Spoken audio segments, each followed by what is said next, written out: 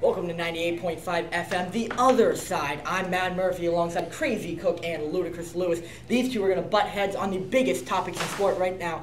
To lead it off, Jesse Cook, what do you think about the Chicago White Sox? What should they do with Chris Sale? Well, in the south side of Chicago, in the baddest part of town, if you go down there, you better just beware of a man called Chris Sale, because he's looking to be traded right now. And I think his two best options are either cross town to the Cubs or all the way to the East Coast to be with the Baltimore Orioles. Because both those teams, they're fighting for first place in their division and their league, and they've both got two of the greatest farm systems in the MLB right now. So they'd definitely be willing to trade some prospects for a World Series ring, and maybe with Chris Sale, one or two more down the road. You know, there's another team contending for a division title. Oh yeah, the Boston Red Sox.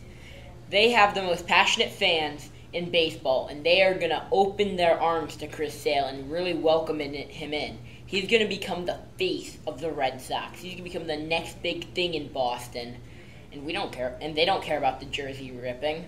They just think it's funny. I mean, it's time to move on. They don't have any throwbacks that he can rip up. Nothing too bad. Well, they do have one. They wore it a few nights ago versus the Giants. But anyway, let's hear a rebuttal, Chelsea. Yeah, but in Boston, he's not going to thrive because we already have starting pitchers. We need bullpen. And sure, we could move someone like Erod to the bullpen, but we're also saving the starting rotation for minor leaguers coming up. So Chris Sale would really be a redundant trade for the Red Sox. What minor leaguers? They traded away Anderson Espinoza. He's one of the best prospects the Red Sox have. He's gone. So now Erod can move to the bullpen or down to the minor leagues and help Pawtucket. He could really develop down there. He's still had a lot of iffy outings. He really could help down there while we have a veteran coming, Chris Sale, to carry the Red Sox to the championship. Ryan, before you cut us off, I just need to say one more thing. They do have three really top prospects in the minor leagues. Henry Owens, who's reconfiguring himself, but he's going to be back in the majors soon. William Cuevas, who was not top in our last, when we saw the Sox a few days ago, but still is one of our top prospects. And Brian Johnson, who is lighting it up.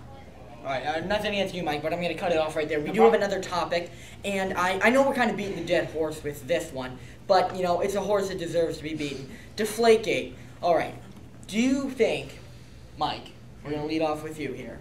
Do you think that Tom Brady should have taken this to the Supreme Court? Absolutely, 100%. This is no longer whether Tom Brady deflated footballs or not. This is the Roger Goodell versus the Players Union. In a country that has the people elect their president, the Players Union should make a decision here, and the Players Union should win this battle. But no, Goodell is going to hold that position of power, and we're going to show him he's the boss and give him confidence. So if something like this happens again, he's going to push it. They got to get Goodell to stop, to realize he's not the one in power, and just bring this to the end. I see you disagree, Jess. Well, sure. I don't think Brady did anything wrong here, and I don't think deflating footballs is such a big deal. But if he brings this to the Supreme Court, it's just going to be drawn out longer, and his suspension may be postponed to later in the season when we need him. And also, if you want to start him in the first 4 games right now, Jimmy Garoppolo's been the guy getting all the reps in training camp. Tom Brady won't be ready. Well, when the announcement came out, he was still suspended. Training camp was 2 weeks away, so Bill Belichick would have had time to adjust it. They had definitely planned for Brady being in week 1. Through the offseason, no matter what anyone says, they planned for it. And I can't imagine that they're going to change things. Oh, okay, Brady gets a suspension mid-year. No way that's happening. It's going to continue to be drawn out until after the Super Bowl. And it'll end. I'm going to silence your rebut now. I silenced his last time. We're going to move on to yet another subject. Another one that, you know, it's the biggest news of the summer. Everyone's talking about it, and it's been talked about for a while now. Again, another old topic, but a big one. How about KD going to Golden State? Your thoughts, Jesse? Yeah, Golden State, over there in Oakland, they've got a great team. They've got Steph Curry and Klay Thompson. But in Boston, they would have had a super team. Isaiah Thomas, we just got Al Horford, Avery Bradley, and you're under the guy who will probably win the Coach of the Year this year with his new team, Brad Stevens. I mean, he turned a team of nobodies into championship contenders. I mean, we were one of the two teams, I believe, to beat Golden State at home this entire season. I mean, look at Isaiah Thomas. He was the last player on the bench for the Phoenix Suns, who haven't been a playoff contender in years. Now he's one of the top point guards in the NBA. I know you're a Boston guy, Mike, but do you still disagree with that? I mean, would I like to see him go to the Celtics? Absolutely. But was it the right move? Absolutely not. Golden State, they have so much power. Boston, yeah, you're saying they're championship contenders. You realize they lost in the first round in 6 games, right, to the Hawks, who got swept by the Cavaliers, if I'm not mistaken.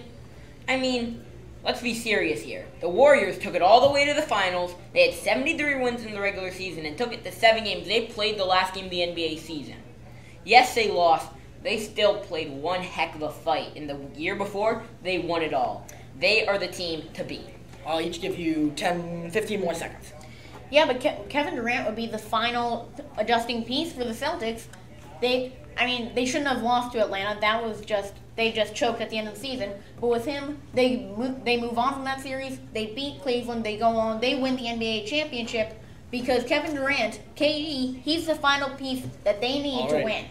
Listen, Kevin Durant, he had a better job offer in Golden State. Was Golden State better than Boston this year? Absolutely. Golden State, 73 wins. Maybe no championship, but still had the wins to back up their resume. They were the best regular season in NBA history. Why not go there? All right, this has been 98.5 FM, The Other Side. I'm Mad Murphy, alongside Crazy Cook and Ludacris Lewis. Have a nice night, folks.